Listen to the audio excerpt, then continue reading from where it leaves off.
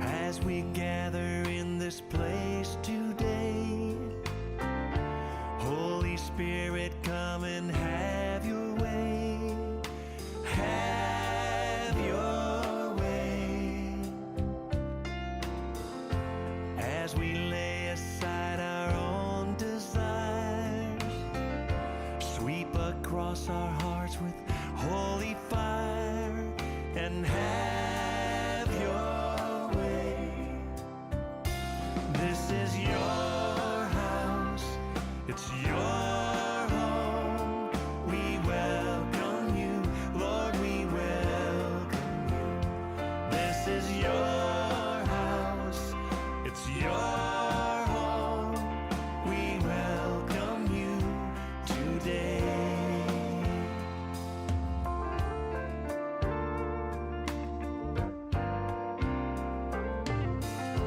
As we offer up our hearts and lives, let them be a living sacrifice. Have your way. Be glorified in everything we do. Yes, Lord. Be glorified in everything we say. And have your way. This is your house, it's your home. We welcome you, Lord, we welcome you. This is your house, it's your home. We welcome you today. As we pray, oh Lord, draw near. It's your voice we long to hear. Oh, we long to hear from you, 'cause this is your house, it's your home. We welcome you, Lord, we welcome you. This is your house, it's your home. We welcome you today.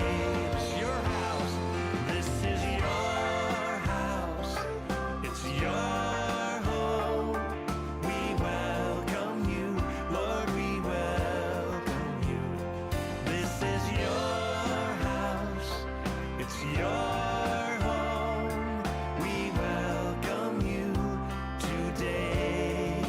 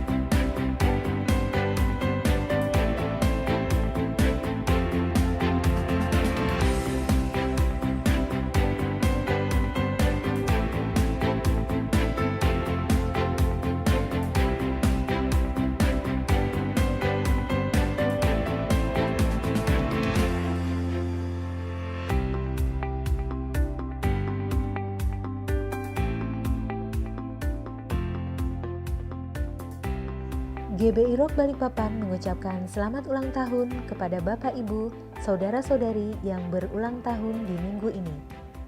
Tanggal 29 Juni 2020, Ibu Nelly Margoce Lapian. 30 Juni 2020, Ibu Yunia Roma Dewi Tamba. 30 Juni 2020, Bapak Elia Hutajulu. 30 Juni 2020, Adik Terence Miguel Suryoputro. 1 Juli 2020, Adik Gracio Matthews Sono Bogar. 1 Juli 2020, Saudara Lim Yuliadi. 4 Juli 2020, Ibu Rea Francisca Cianti. 4 Juli 2020, Saudara Sean Jason Nathan Kilapong. 4 Juli 2020, Adik David Clay Robert. 4 Juli 2020, Bapak Reinhard Sumanto Panjaitan. 5 Juli 2020, Saudara Ebenezer Julius Christian. 5 Juli 2020, Adik Christine Noah Cornelis Mamesa. Hadiahnya, Yesaya 46 ayat 4. Sampai masa tuamu aku tetap dia, dan sampai masa putih rambutmu aku menggendong kamu. Aku telah melakukannya dan mau menanggung kamu terus. Aku mau memikul kamu dan menyelamatkan kamu.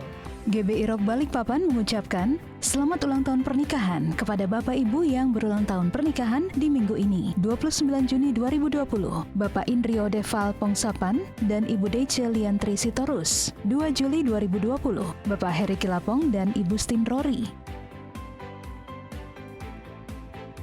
2 Juli 2020, Bapak Daniel Suryoputro dan Ibu Cornelius Heni. Hadiahnya ada dalam Efesus 5 ayat 22 dan 23. Hai istri, tunduklah kepada suamimu seperti kepada Tuhan, karena suami adalah kepala istri, sama seperti Kristus adalah kepala jemaat. Dialah yang menyelamatkan tubuh. Tuhan Yesus memberkati. Demi kenyamanan bersama dalam beribadah, kami menyarankan Anda untuk mengikuti protokol kesehatan yang berlaku. Saat memasuki RCC, pastikan tetap menjaga jarak, tidak saling bersentuhan dan berjabat tangan, atau bahkan berpelukan.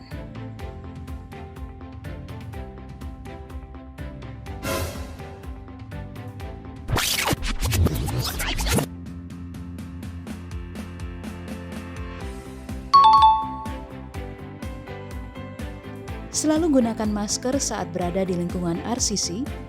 Pastikan dari rumah Anda sudah membawa masker sendiri.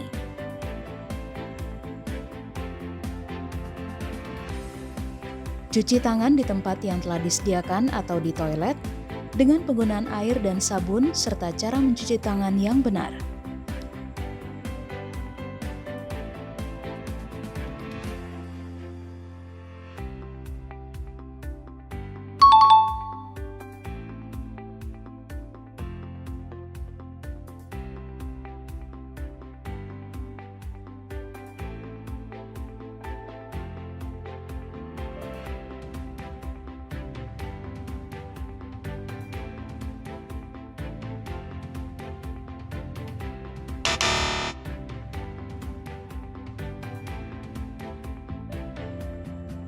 Bersedia untuk ditermogan oleh satpam hotel di pintu masuk menuju RCC.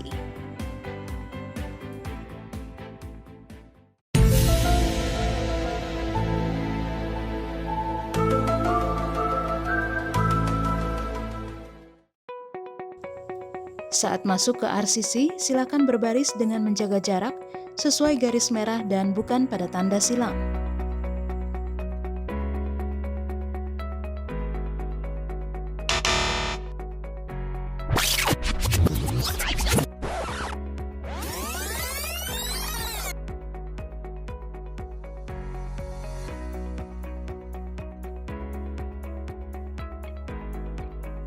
Memakai hand sanitizer yang telah disediakan oleh penerima tamu atau usher, mengambil roti dan anggur untuk mengikuti perjamuan kudus.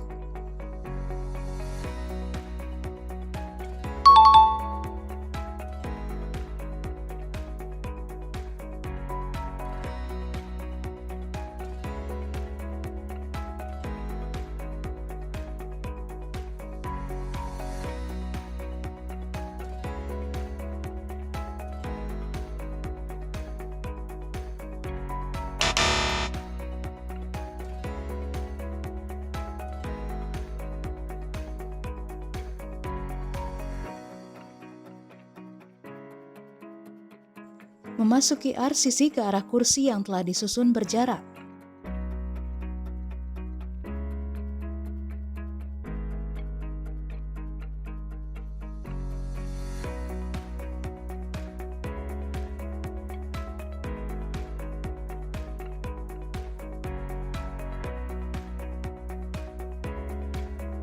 Dan tidak diperkenankan untuk memindahkan atau menggeser kursi yang telah diatur jaraknya. Persembahan tetap diadakan secara virtual dengan scan QR Code berikut.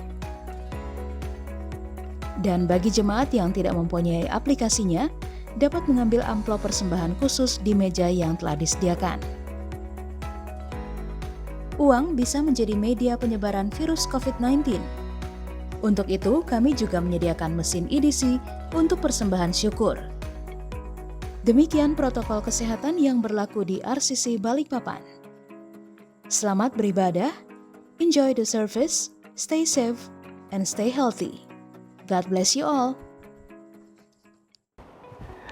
Puji Tuhan, kalau tidak ada lonjakan pasien positif corona di Balikpapan, maka kita akan segera memulai ibadah offline kita di pertengahan bulan Juli atau di akhir bulan Juli nanti dengan jam-jam ibadah sebagai berikut. Yang pertama di hari Sabtu jam 6 sore. Kemudian di hari Minggu dimulai dengan jam 7 pagi, jam 9 pagi, dan jam 5 sore. Setiap ibadah dibatasi hanya 40 orang. Oleh sebab itu, Bapak Ibu, Saudara sekalian, yang mau ibadah secara offline, wajib mendaftar atau melapor ke nomor WhatsApp di bawah ini. Sesuai surat edaran dari Wali Kota dan Kementerian Agama, maka ada 3 kategori orang yang saat ini tidak diizinkan untuk ibadah secara offline. Yang pertama, menurut surat edaran dari Kementerian Agama dan juga surat edaran dari Wali Kota Balikpapan, dihimbau untuk setiap anak-anak untuk tidak dahulu datang beribadah di tempat ibadah. Hal ini sifatnya sementara sampai nanti akan dihimbau kembali. Teman-teman, sementara kita ibadahnya rumah dulu ya. Sabar. yang kedua, halo, Oma Opa, kangen sekali ya, kita sudah lama nggak ketemu. Soalnya kita nggak ibadah di gereja. Nah, tapi Oma Opa juga harus masih bersabar. Kita belum dibolehkan oleh wali kota sesuai dengan surat edaran wali kota dan Menteri Agama. Kita di atas 60 belum boleh beribadah di gereja. Kita ibadah di rumah aja, live streaming.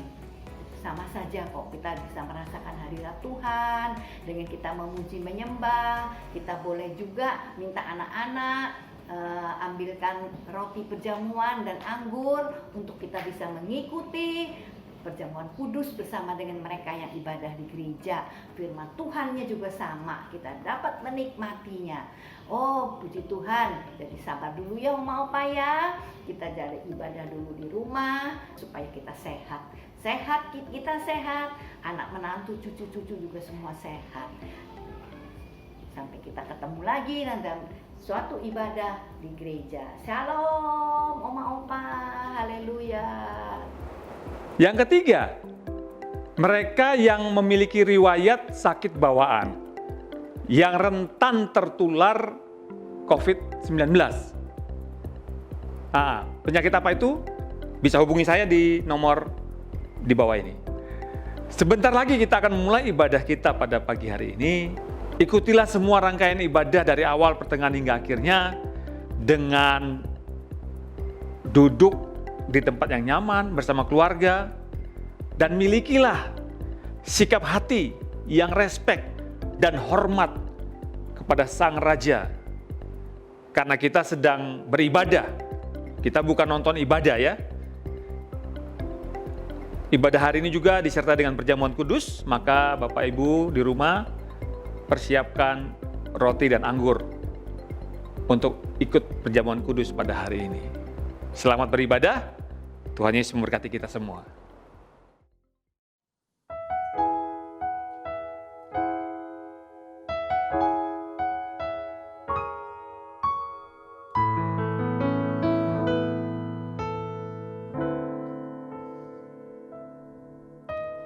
Ya Allah, Engkau kerinduanku, selalu ku cari wajah-Mu Tuhan, seperti tanah yang kering rindukan air. Demikianlah jiwaku rindu Engkau. Ku memandang-Mu di tempat kudus, dan ku melihat kemuliaan-Mu. Ku berdiam di bawah naungan sayap-Mu, dan ku dapati kekuatan baru.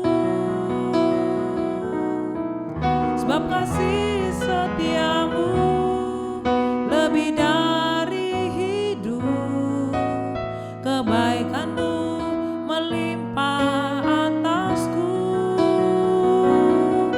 Jiwaku melekat kepada-Mu Tuhan, betapa ku merindukan-Mu.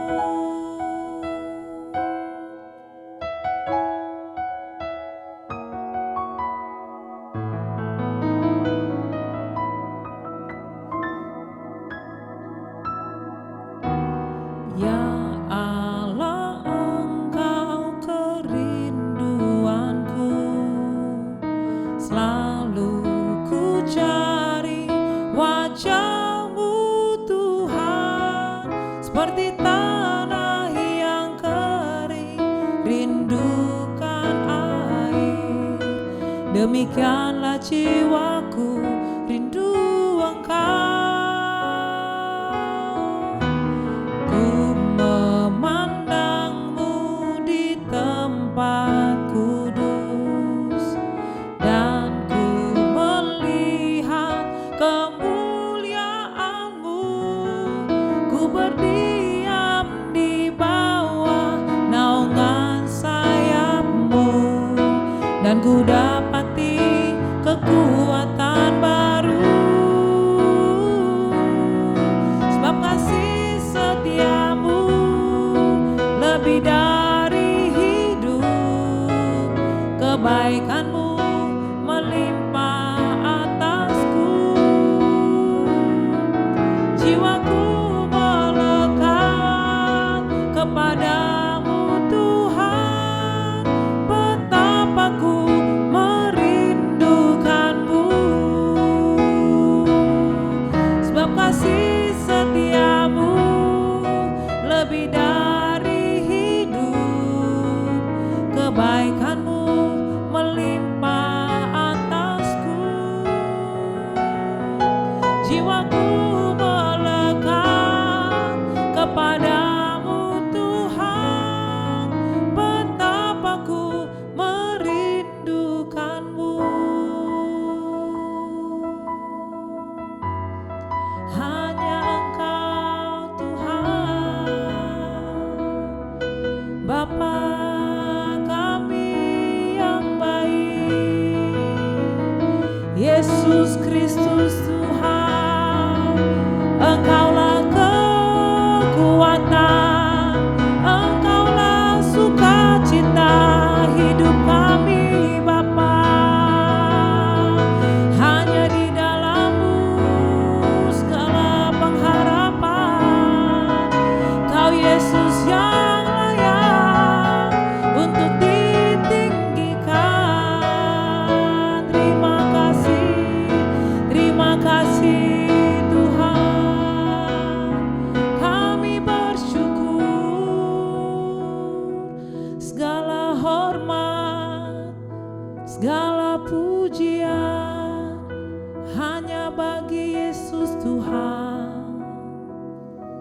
kebaikan-Mu besar, selalu baru bagi hidup kami. Yesus.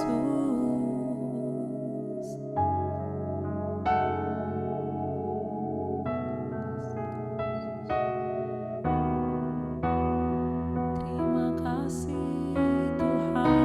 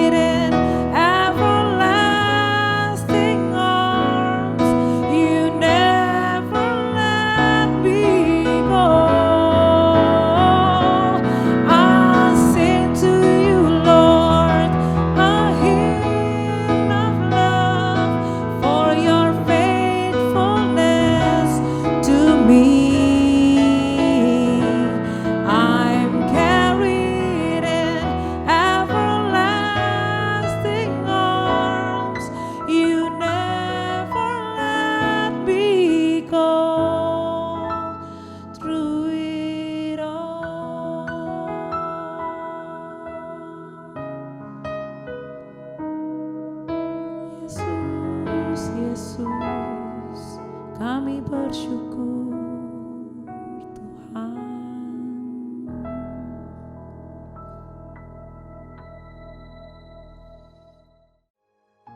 Shalom warga kerajaan, saya Pastor Eriana sebagai gembala.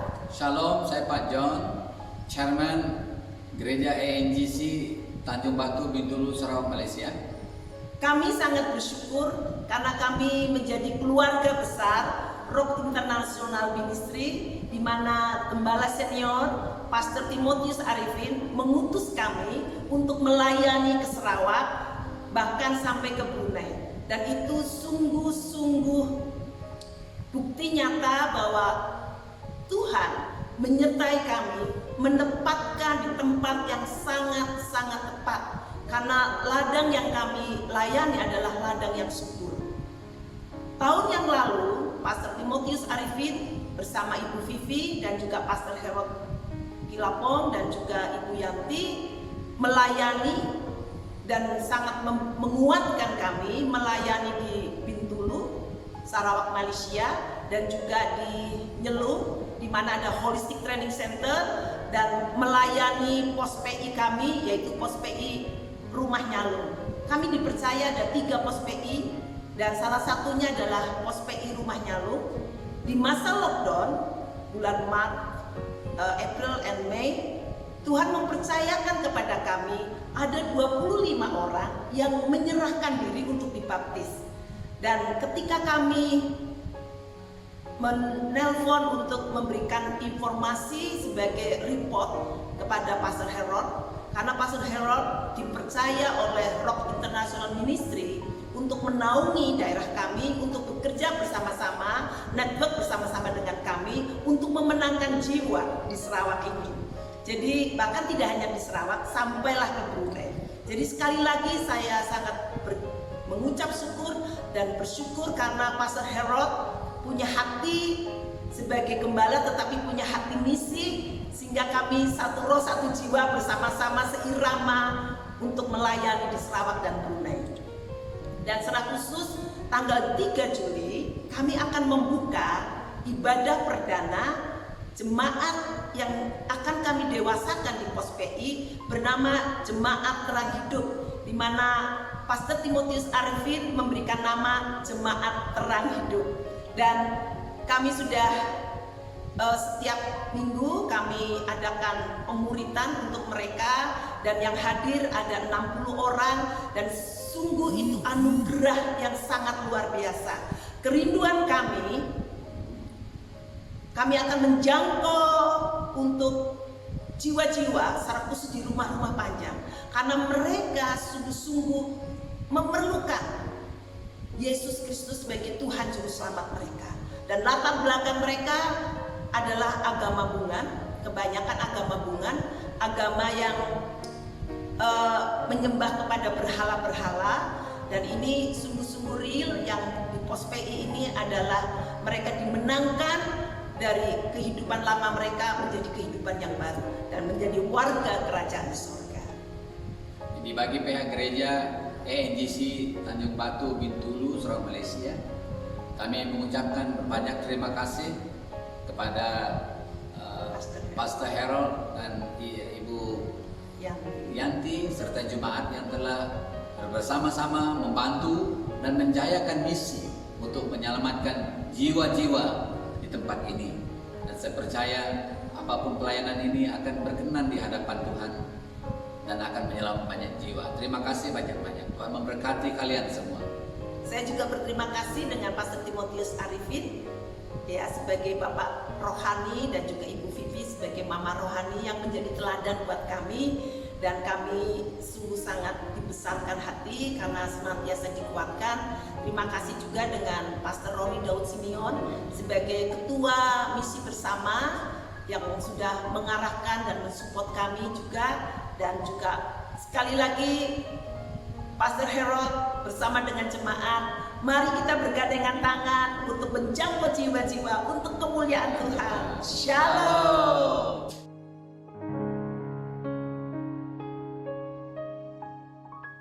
Shalom Bapak Ibu, selamat hari Minggu semuanya. Kita semua saat ini di rumah karena kita semua ngalamin pandemi COVID. Semua orang di seluruh dunia saat ini sedang wait and see. Wait apa? Mereka menunggu kapan ya kira-kira akan benar-benar berakhir pandemi ini. Para ahli biostatistika melihat orang-orang yang terinfeksi baru, data tanggal-tanggal, kemudian mereka menanti kapan benar-benar kurvanya akan menurun. Tapi Bapak Ibu lihat apa yang terjadi di beberapa negara ketika mereka bersukacita karena lockdown yang mulai sudah dibebaskan sedikit. Ternyata apa yang terjadi, mereka happy banget, mereka clubbing. Barusan kita tahu ada satu negara ternyata terinfeksi baru lagi lebih dari 100 orang. Jadi di mana kita selalu berharap semua orang di muka bumi ini sedang menanti. Kapan ya COVID ini akan benar-benar berakhir? Kapan ya vaksinnya akan benar-benar ditemukan? Dan selanjutnya apa yang dilakukan orang-orang di muka bumi ini? Mereka menunggu dan melihat apa yang akan terjadi ke muka bumi di depan ini. Mereka menanti-nanti karena tidak bisa dipungkirin Bapak Ibu. Ketika kita semua work from home, ketika kita belajar dari rumah, ketika semua belanja dari rumah, ibadah dari rumah, tanpa disadari selama 3 hampir 4 bulan ke depan nanti ada banyak perubahan-perubahan terhadap pola hidup. Yang paling mudah aja, kalau sebelumnya kita ngelihat teman kita ketemu di gereja, shalom, apa kabar, kita jabat tangan, kemudian gak jarang dari kita cipika-cipiki. Tapi apa yang terjadi sekarang, begitu kita lihat teman kita, wah ada manusia ini, jangan-jangan dia terinfeksi juga. Paling enggak akhirnya kita kasih salam dari jauh, shalom, kita seperti itu. Kalau dulu kita melihat orang, hacing gitu ya, apa yang terjadi? Bless you, kita bilang gitu.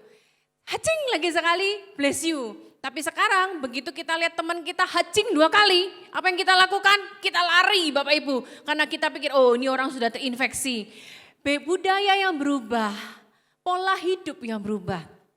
Kalau dulu di tasnya para ibu-ibu yang disimpan apa? Parfum Bapak Ibu.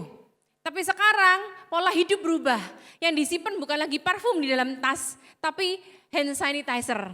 Jadi semua mengalami shifting, ngalamin perubahan. Manusia di muka bumi ini sedang wait and see. Kapan ya benar-benar akan berakhir. Dan melihat apa ya yang terjadi perubahan ke depan ini. Yuk mari kita lihat selanjutnya. Orang bilang new normal. Tapi kita lebih baik pakai firman Tuhan aja. New season. Karena kalau orang new normal apa yang akan terjadi ke depan ya? Kita sudah gemeter, kita sudah was-was. Gimana nanti dengan bisnisku, gimana dengan sekolahku, gimana dengan keluargaku. Semua orang lagi berpikir gimana. Tapi mari kita pakai yang sesuai firman Tuhan aja. Kita bicara tentang new season.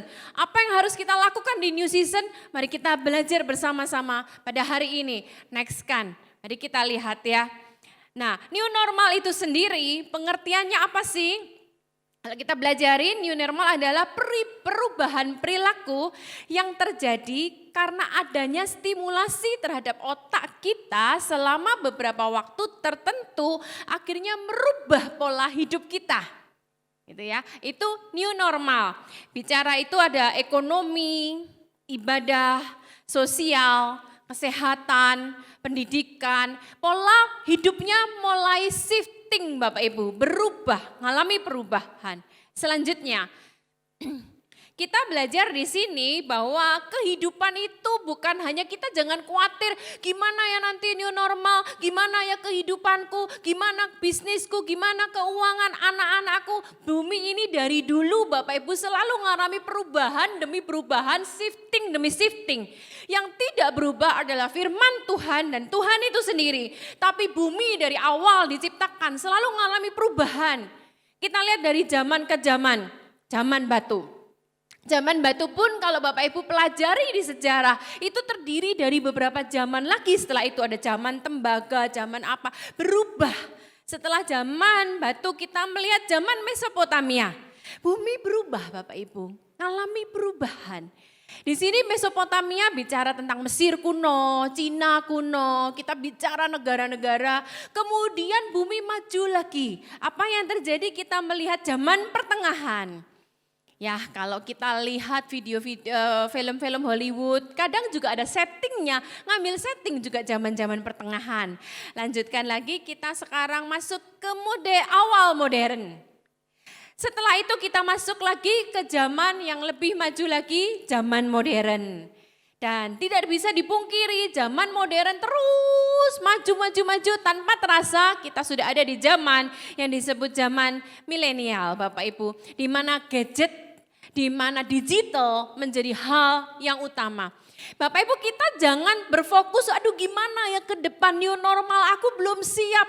Bapak Ibu gak usah khawatir karena dalam hidup ini tanpa kita sadari hari demi hari pun kita sudah menjalani perubahan demi perubahan. Itu bicara tentang perubahan global. Pribadi kita pun mengalami perubahan demi perubahan. Jadi hidup itu selalu berubah Bapak Ibu, selalu shifting. Jadi jangan khawatir akan perubahan di depan. Oke, next kan lagi. New season dalam kehidupan kita, new normal dalam kehidupan kita. Apa? Sewaktu kita masih jomblo, kita bekerja, mau pulang jam berapa, kita mau belanja untuk hobi kita, baju kita, semua sesuai dengan hati kita nggak memikirkan tanggung jawab yang lain. Tapi masuk perubahan dalam hidup kita, umur bertambah, masuk dalam pernikahan. Ketika masuk dalam pernikahan kita nggak bisa egois lagi, pulang semau gue, belanja semau gue. Tapi begitu masuk pernikahan kita punya tanggung jawab paling tidak dengan pasangan kita. Maju lagi, berzaman maju lagi, apa yang terjadi? Kita sudah punya baby, next kan Pak Janus, tolong next kan lagi. Kemudian kita punya bayi. Berubah lagi Bapak Ibu ketika punya bayi. Harus bangun subuh-subuh.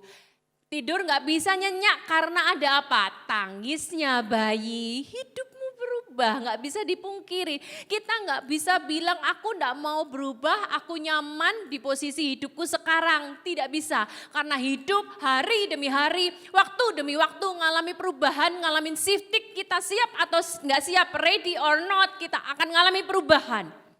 Selanjutnya lagi ketika kita jadi opa oma, beda lagi pola hidup kita. Yang dulunya kita bekerja untuk hidupin anak cucu, sekarang jadinya apa? Tukang jaga Bapak Ibu ketika jadi opa oma. Jaga kesehatan, jaga rumah, jaga cucu. Polanya berubah Bapak Ibu. Itu nggak bisa dipungkirin. Oke, kita lihat ayat ini. Firman Tuhan berjanji kepada manusia, selama bumi masih ada, takkan berhenti-henti musim menabur dan menuai. Dan dingin dan panas, kemarau dan hujan, siang dan malam. Sepastinya musim berubah, kehidupan pun akan berubah. Tapi Bapak Ibu selalu ada pengharapan dalam setiap musim kehidupan. Sedingin-dinginnya cuaca musim, setinggi-tingginya salju, kita yakin bahwa akan ada di depan musim semi. Sepanas-panasnya matahari terik, sesengit-sengitnya panas, tapi kita tahu suatu kali tetap akan ada mendung. Itulah kehidupan, sepastinya cuaca berubah, sepasti itu pula kehidupan berubah. Kita nggak bisa nahan perubahan dalam hidup, tapi kita yang harus ikut bersama-sama Tuhan mengikuti perubahan tersebut. Oke, kita lihat lagi, maju lagi. Firman Tuhan berkata dalam Matius 6 ayat yang ke-34. Di situ dikatakan, sebab itu janganlah kamu khawatir akan hari besok. Sebab hari besok punya kesusahannya sendiri. Kesusahan sehari cukuplah untuk sehari. Kita nggak bisa berpikir nanti kalau aku udah menikah gimana ya, kalau aku udah punya anak gimana. Jalani aja hidupmu, ketika kamu menjalani hidupmu toh bisa terjalani. Nah, saya waktu kuliah di Surabaya Bapak Ibu, di Universitas Petra. Kemudian saya menikah sama Pak Roni, dibawalah saya ke suatu kota kecil sekali, di mana waktu sebelumnya saya jadi anak papi mami, semua serba tersedia, semua serba mbak yang lakukan. Saya menikah, masuk ke kota kecil, di situ tiba-tiba saya menjadi istri gembala. Awalnya saya berpikir gimana ya, tapi ketika saya jalani hidup saya bisa. Kemudian terus kami mengembalakan di Lombok. Kemudian oleh kemurahan Tuhan di Lombok ada klinik, ada perumahan. Semua sudah mulai mantap, semua sudah mulai nyaman. Oleh Pak Gembala, Pak Timotius Arifin, kami diutus pindah ke Malang. Pada waktu mau pindah, kita juga berpikir lagi, aduh gimana ya nanti kalau pindah ke Malang. Sekarang semua di kompleks di Mataram, saya mau butuh apa-apa full timer begitu banyak, minta tolong ini ya, rumah bocor minta tolong ya, minta tolong ini itu. Tapi begitu di Malang gimana? Pikir-pikir, namanya orang perempuan kadang-kadang mikirnya lebih jauh Bapak Ibu. Tapi begitu pindah Malang, dijalani bisa.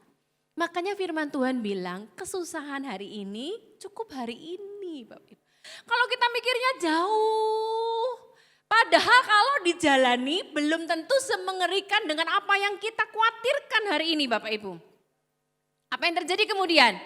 Sama Pak Arifin diutus lagi pindah ke Jakarta. Saya nangisnya bukan nangis biasa, tapi nangis bombay, mata sampai bengkak. Kenapa alasan saya nangis bombay? Karena gini Bapak Ibu. Waktu di Malang, sekolah anak saya itu tinggal jalan kaki, sekolahnya tetangga Bapak Ibu. Enggak sampai 200 meter. Jadi anak saya buku ketinggalan, pulang ngambil buku. Penghapus ketinggalan, pulang ngambil penghapus. Begitu Pak Arifin kasih tugas pindah di Jakarta. Dari rumah ke sekolah 33 km Bapak Ibu. Dan apa yang saya bayangkan? Yang nomor 1 SMA, yang paling kecil SD, tengah SMP, beda jamnya pulang. Saya nangis, karena apa? Saya khawatir nanti gimana kalau anak saya yang SD harus nungguin kakaknya yang SMA pulangnya jam 3. Dia pulang jam 11, kalau pulang lagi ke rumah nggak mungkin keburu. Ini Jakarta saya mikir 33 kilo Bapak Ibu. Akhirnya apa yang terjadi? Saya nangis. Nangis karena apa? Saya mengkhawatirkan nanti gimana anakku tinggal di Jakarta, betapa capeknya teman-temannya nanti egois begini begitu.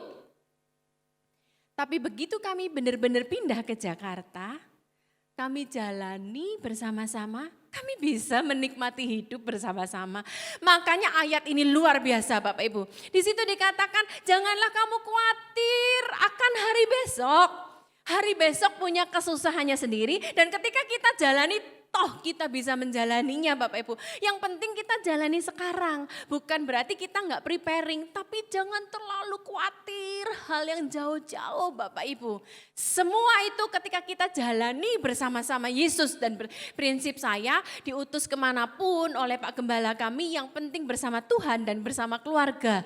Kita bisa menjalaninya. Bapak Ibu dalam hidup ini banyak hal yang di luar prediksi kita. Di luar kendali kita yang tidak bisa kita jawab dan tidak bisa kita hentikan. Tapi firman Tuhan berkata sudah jangan kamu khawatir yang jauh-jauh. Jalani hari ini dengan ngucap syukur, kamu besok, hari besok susahnya sendiri ketika kamu jalani kok bisa ya. Makanya Bapak Ibu jangan khawatir, nanti new normal gimana? Jangan khawatir yang jauh-jauh hari esok. Karena setiap musim pasti ada sukacitanya sendiri. Oke, kita lanjut. Firman Tuhan itu sudah jelas dari awal Bapak Ibu. Di dalam pengkhotbah dikatakan untuk segala sesuatu ada waktunya. Jangan kita khawatir untuk waktu-waktu yang masih jauh ke depan. Firman Tuhan di sini dikatakan ada waktu untuk menanam, ada waktu untuk mencabut. Ada waktu untuk merombak, ada waktu untuk membangun. Ada waktu untuk memeluk, nah ternyata bicara tentang pandemi COVID, larangan untuk himbauan untuk social distancing ini ternyata ada di firman Tuhan di pengkhotbah loh. Ada waktunya untuk peluk, tapi ternyata ada waktunya untuk menahan diri untuk memeluk. Tapi habis ini musim berubah, saya percaya kita ada waktunya untuk kembali memeluk lagi. Dikatakan ada waktunya untuk mencari, ada waktunya untuk membiarkan rugi. Untuk menyimpan, untuk membuang. Kadang-kadang kita bekerja Bapak Ibu. Bisnis, kerja, yaitu memang tanggung jawab kita. Mengumpulkan, menabung, saving, kita investasi ini itu. Tapi firman Tuhan ngajar ada kalanya waktu di mana Tuhan izinkan. Di situ dikatakan membiarkan rugi atau membuang. Waktu suami saya masuk di rumah sakit Pak Roni 16 hari, itu hari demi hari Bapak Ibu. Pak Roni disuruh tanda tangan sama dokter, sama susternya. Pak, ini vitamin 1 botol 700.000. Sehari berapa botol? Mau enggak Pak? Iya, kan namanya mau sehat Bapak Ibu, tanda tangan. Pak Roni WA di grup, nih aku tanda tangan barusan ada vitamin 700.000. Saya pikir apa? Yang penting suamiku sehat, yang penting suamiku sembuh, nyawanya berharga. Nanti rezeki datang lagi, uang bisa dicari lagi. Makanya Bapak Ibu firman Tuhan berkata, semua ada waktunya. Ada waktu mencari, tapi juga ada waktu membiarkan rugi. Ada waktu menyimpan, ada waktu membuang. Kita nggak bisa menyesali Bapak Ibu. Nanti rezeki Tuhan kasih sendiri. Tapi semua ada waktunya. Semua ada musimnya. Jangan terlalu dikhawatirkan sekarang Bapak Ibu. Kemudian ada waktu untuk berdiam diri. Tapi juga ada waktu untuk berbicara. Lanjut lagi. Nah ini Bapak Ibu yuk. Ternyata semua ada ayatnya di dalam pengkhotbah. Termasuk bicara musim yang berubah, new normal, kita khawatir bicara pandemi. Firman Tuhan berkata di dalam pengkhotbah 3 tadi juga. Tak ada yang lebih baik daripada bersuka dan menikmati kesenangan dalam hidup Bapak Ibu. Semua bisa terjadi, nikmatilah kesenangan dalam hidup. Bapak Ibu, saya dengar kabar nggak bisa dipungkiri dalam masa pandemi di mana harus di rumah aja, suami istri malah ribut Bapak Ibu. Karena apa? Lu lagi. Yang tadinya suami bekerja, sekarang suami nggak boleh bekerja di rumah, akhirnya lu lagi. Duit nggak ada, lu lagi. Jadi seperti itu. Tapi marilah nikmatin hidup. Firman Tuhan berkata, aku tahu bahwa segala sesuatu yang dilakukan Allah akan tetap ada untuk selamanya. Itu nggak bisa ditambah dan nggak bisa dikurang. Zaman maju, semua serba maju. Itu sudah ada dalam ketetapan Tuhan. Firman Tuhan berkata nggak bisa ditambah, nggak bisa dikurang. Yuk yang di rumah kita baca sama-sama ayat ini. Allah berbuat demikian supaya manusia takut akan Tuhan. Bapak Ibu, dengan adanya pandemi ini, orang bisnis ngalamin, wah semuanya ngalamin goncang-gancing semuanya. Tidak sesuai prediksi supaya manusia takut akan Tuhan. Yang sekarang ada, ternyata firman Tuhan bilang dulu sudah ada. Dan yang akan ada pun sudah lama ada. Kita nggak tahu Bapak Ibu tahun 2020 apa yang terjadi, tahun berapa apa yang terjadi. Tapi kalau kita tarik kembali dulu sudah pernah ada. Dan Allah mencari yang sudah lalu. Nah, bicara tentang pandemi COVID, ternyata pandemi sudah pernah ada. Kita lihat sejarah berkata flu Spanyol 1918 menginfeksi sepertiga populasi dunia. Yang sekarang ada, dulu sudah pernah ada. Yang nanti ke depan ada, dulu sudah pernah ada. Jadi bukan hal yang baru buat Tuhan Bapak Ibu. Jadi jangan khawatir, semua ini enggak dilepas di luar kontrolnya Tuhan. Firman Tuhan berkata ini semua terjadi supaya manusia tetap takut akan Tuhan. Musim berganti tapi semua terjadi supaya manusia tetap takut akan Tuhan. Oke, next kan lagi. Nah, dunia dan segala sistem di dalamnya akan selalu berubah. Tadi dari zaman ke zaman pasti terjadi perubahan. Pola pikir berubah. Sosial berubah. Alat-alat berubah. Semua ngalamin perubahan.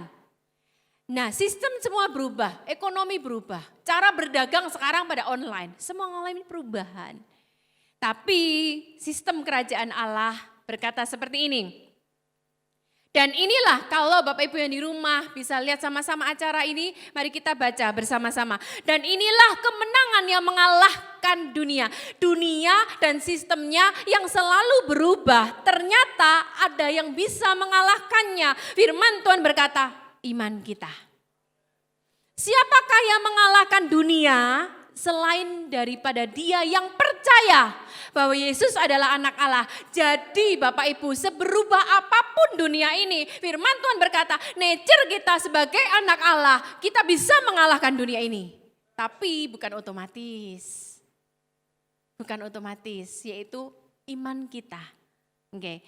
Tapi bukan berarti orang yang hidup dalam kerajaan Allah bebas dari berbagai peristiwa yang tak terduga dan tak terkendali dari dunia ini. Ingat Bapak Ibu ya, begitu kita percaya Tuhan, kita masuk jadi warga kerajaan Allah. Begitu kita masuk jadi warga kerajaan Allah, nature kita mengalahkan dunia. Tapi bukan berarti kita lepas dari semua perubahan yang terjadi di dunia ini. Kita bisa ada di dalamnya. Tapi apa yang perlu kita lakukan? Next kan lagi. Nah, ini yang kita perlu lakukan. Jangan sampai kita tawar hati. Ingat, nature kita mengalahkan dunia. Jadi yang penting yang kita lakukan, jangan tawar hati dulu Bapak Ibu. Jangan tawar hati. Kadang-kadang memang bisa yang namanya iblis mengintimidasi. Kita jadi ciut Bapak Ibu. Tapi lawanlah ciut itu. Firman Tuhan berkata jangan tawar hati pada waktu masa kesesakan. Begitu kita tawar hati, kecil kekuatan kita. Para pebisnis di rumah, siapa apapun juga jangan tawar hati. Ketika tawar hati kalah duluan. Karena kecil kekuatanmu kalah duluan. Sebaliknya apa yang harus kita lakukan? Bagaimana punya iman di tengah kondisi dunia yang tidak menentu. Jadi gini, kalau kita percaya Tuhan, nature kita mengalahkan dunia. Tapi harus ada upaya. Di situ dikatakan apa? Iman kita yang mengalahkan dunia. Iman bukan dengan sendirinya ada Bapak Ibu. Iman harus diupayakan.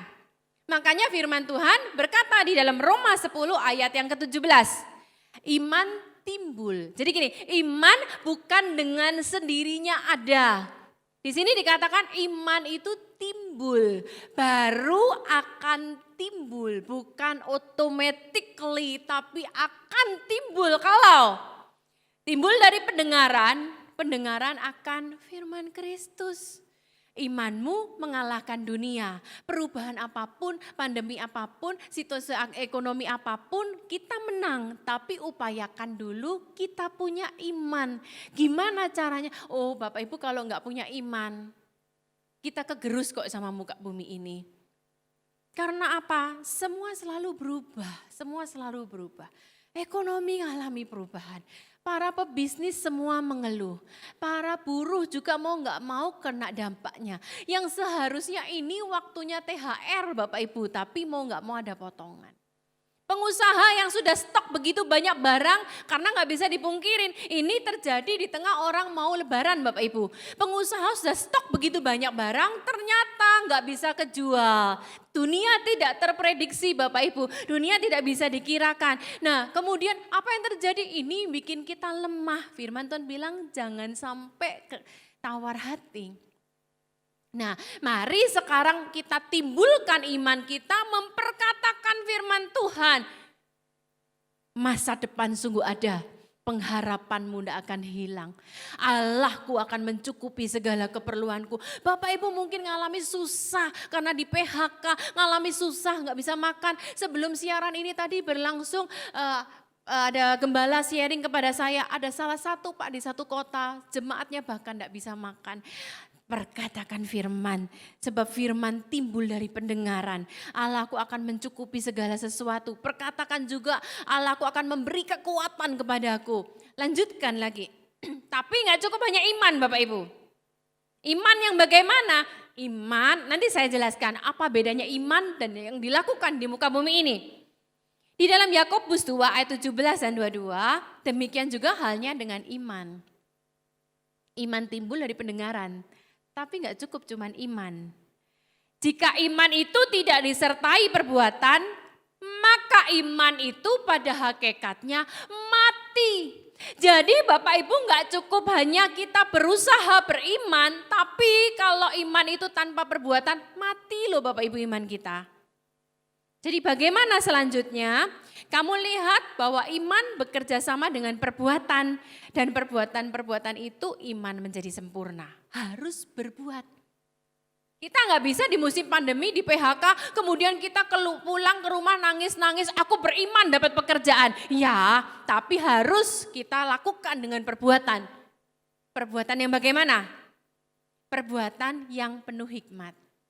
Nah, apa Bu bedanya iman dan hikmat itu apa bedanya?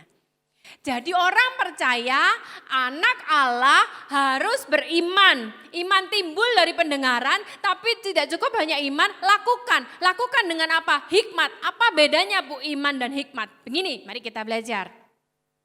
Iman itu memberi kekuatan dalam tantangan. Wah, aku percaya Tuhan tolong. Tapi hikmat itu yang memberi jalan keluar.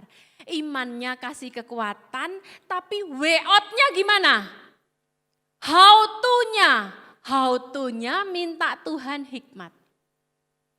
Nah, iman itu memberi keberanian untuk berperang, untuk menghadapi tantangan. Zaman dulu raja-raja iman.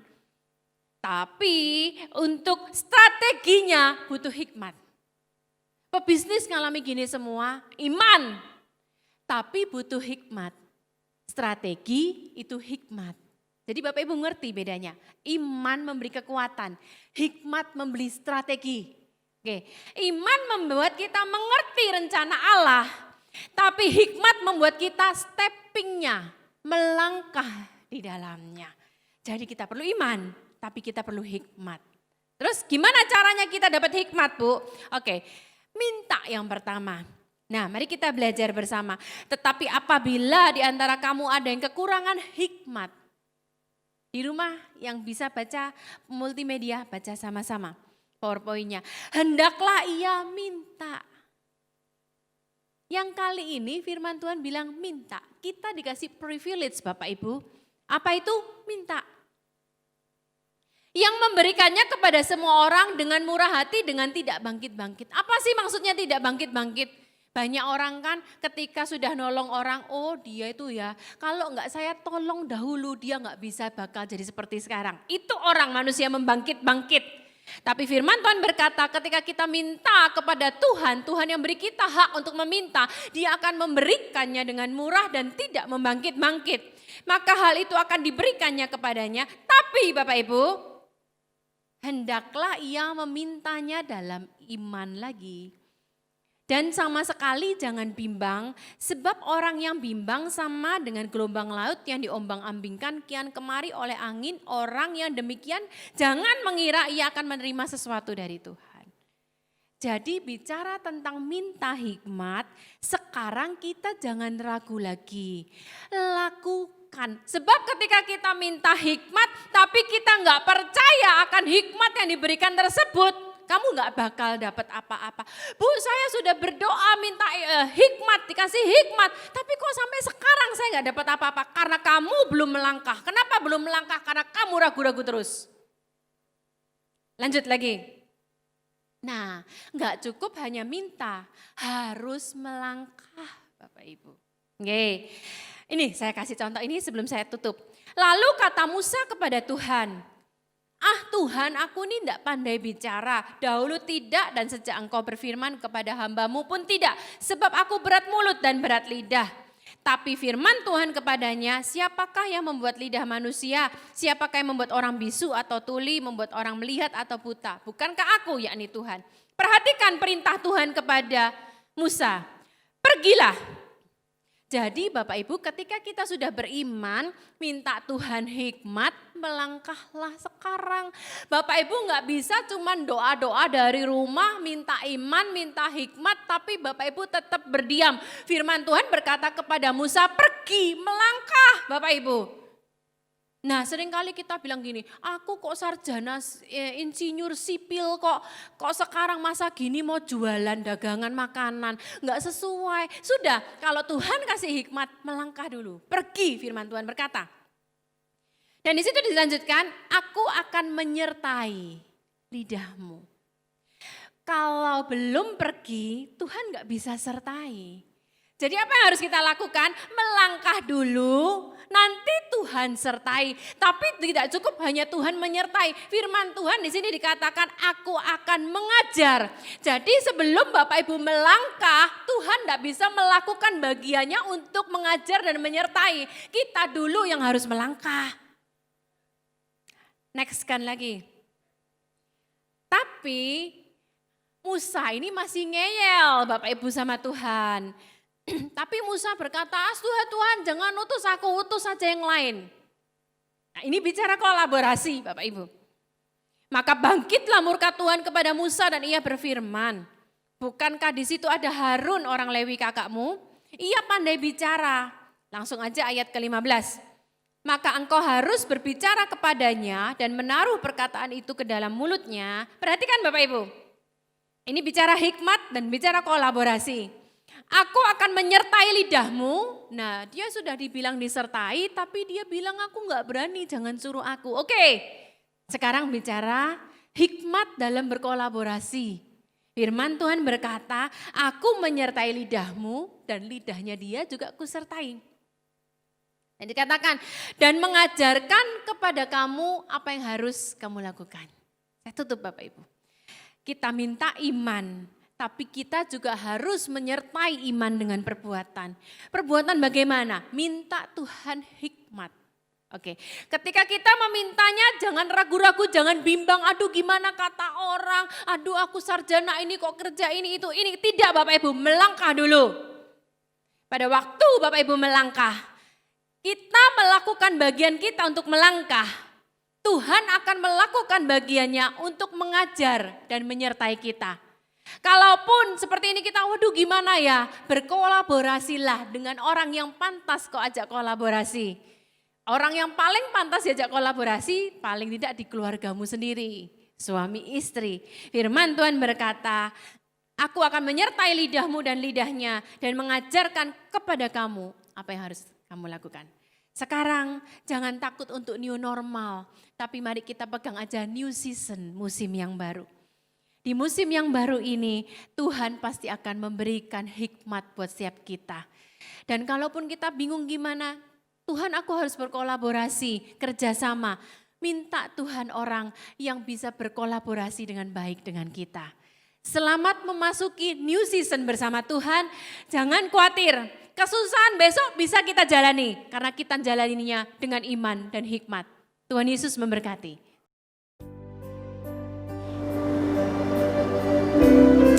Haleluya. Kita akan masuk dalam perjamuan kudus pada pagi hari ini. Saya undang kita semua bangkit berdiri, Bapak Ibu di rumah bangkit berdiri juga. Sama-sama yuk kita nyanyikan pujian ini. Tiada pernah kuragukan kasih setiamu ya Tuhan. Terima kasih Tuhan.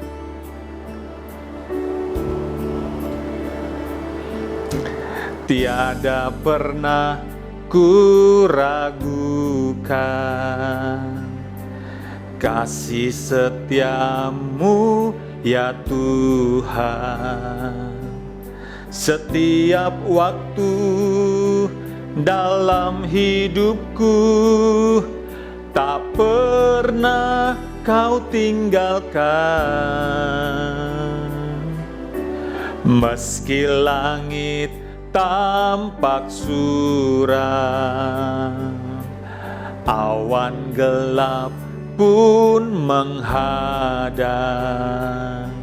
Hadapi badai, lewati gelombang, tak pernah kau tinggalkan diriku.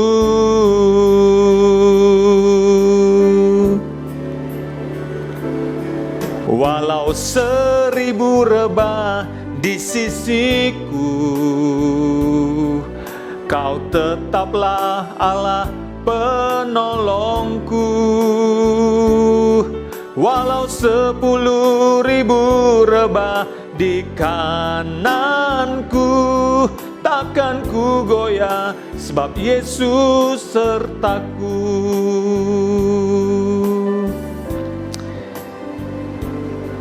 Roti dan anggur ini dikuduskan. Kami hamba-hambamu, kami umatmu, dilayakkan untuk menerima tubuh dan darahmu lewat perjamuan kudus pada pagi hari ini Tuhan. Dalam nama Tuhan Yesus, haleluya. Amin. Mari para imam, para suami, layani istri dan anak-anakmu.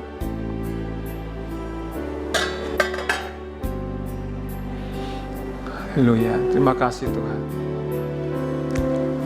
Walau 1000 rebah di sisiku, kau tetaplah Allah penolongku.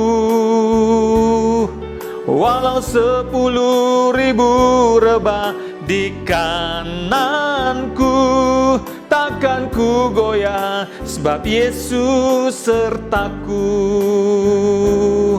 Walau 1000 rebah di sisiku,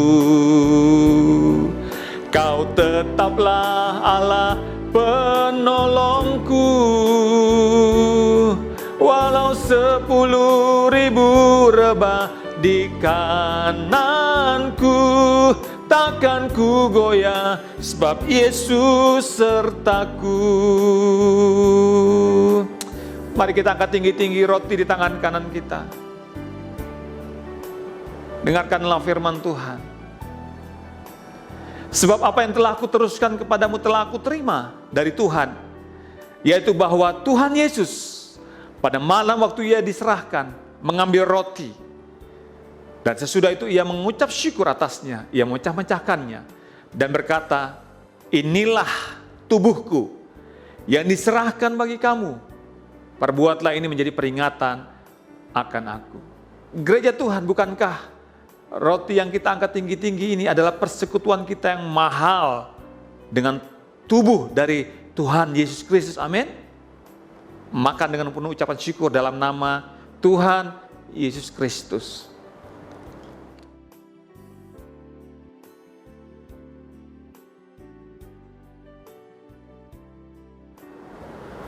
Sekarang angkat cawan tinggi-tinggi di tangan kananmu, tangan kiri taruh di dadamu, sebagai tanda penyerahanmu kepada Tuhan. Setiap kali kita melakukan perjamuan kudus ini mengingatkan kita akan 3 hal. Yang pertama, aku telah disalibkan bersama dengan Yesus. Tubuh dan darahnya adalah makanan untuk roh manusia. Dan yang ketiga, supaya saya tidak menjadi lemah dan putus asa. Demikian juga ia mengambil cawan sesudah makan, lalu berkata, cawan ini adalah perjanjian baru yang dimateraikan oleh darahku. Perbuatlah ini setiap kali kamu meminumnya menjadi peringatan akan aku. Eklesia, bukankah cawan yang kita angkat tinggi-tinggi ini adalah persekutuan kita yang mahal dengan darah dari Tuhan Yesus Kristus, amin. Mari minum dengan ucapan syukur di dalam nama Tuhan Yesus Kristus.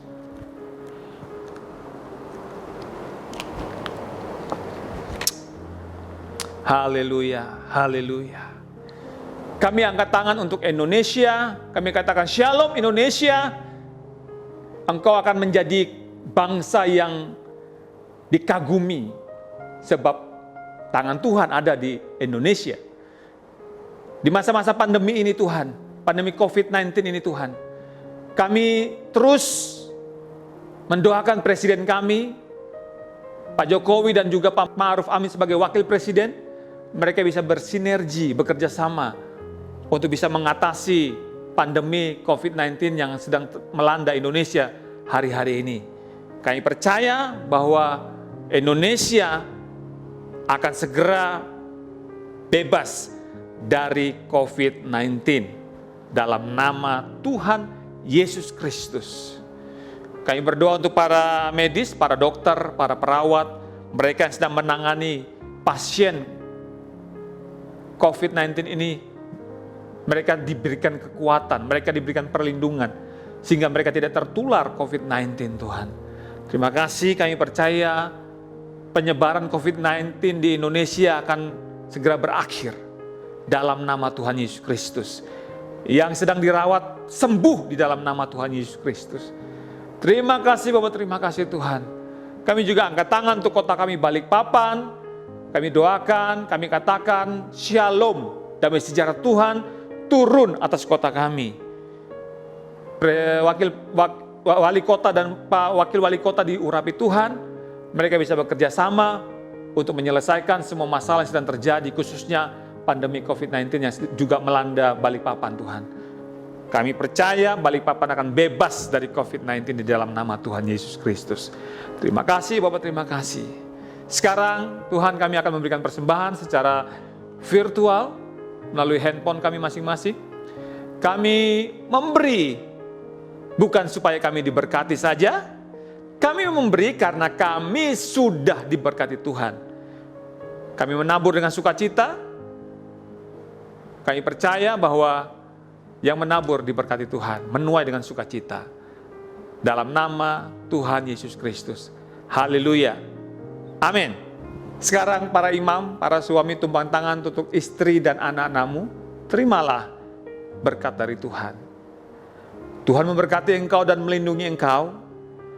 Tuhan menyinari engkau dengan wajahnya, memberi kasih karunia. Dia menghadapkan wajahnya kepadamu, memberikan shalom, damai sejahtera, sukacita, berlimpah-limpah dalam pengharapan, mulai sekarang sampai selama-lamanya. Dalam nama Tuhan Yesus Kristus, yang percaya dan diberkati Tuhan sama-sama katakan, amin, amin. Tuhan Yesus memberkati kita semua. Haleluya.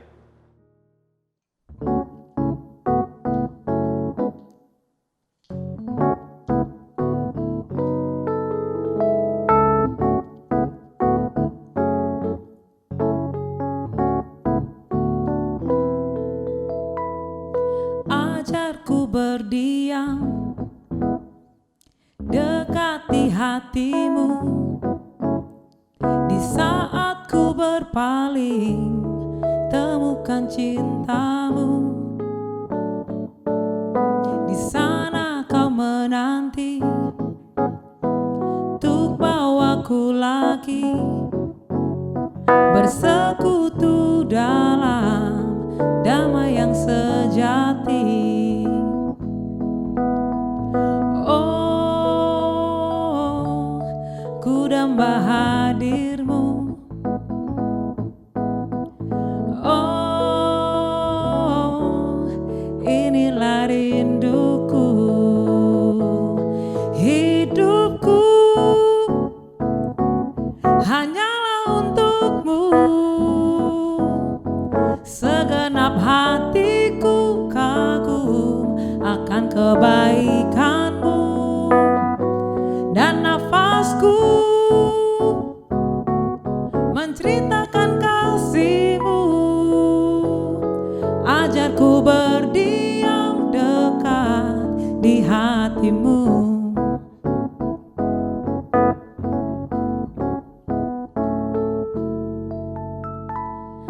Ajarku berdiam dekat di hatimu.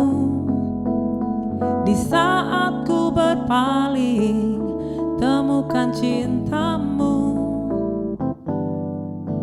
Di sana kau menanti untuk bawaku lagi bersekutu dalam damai yang sejati. Oh, ku damba hadirmu. Oh, inilah rinduku. Hidupku hanyalah untukmu. Segenap hatiku kagum akan kebaikanmu, dan nafasku menceritakan kasihmu. Ajarku berdiam dekat di hatimu. Hidupku hanyalah untukmu. Segenap hatiku kagum akan kebaikanmu, dan nafasku menceritakan kasihmu. Ajarku berdiam dekat di hatimu. Ajarku berdiam dekat di hatimu. Ajarku berdiam dekat di hatimu.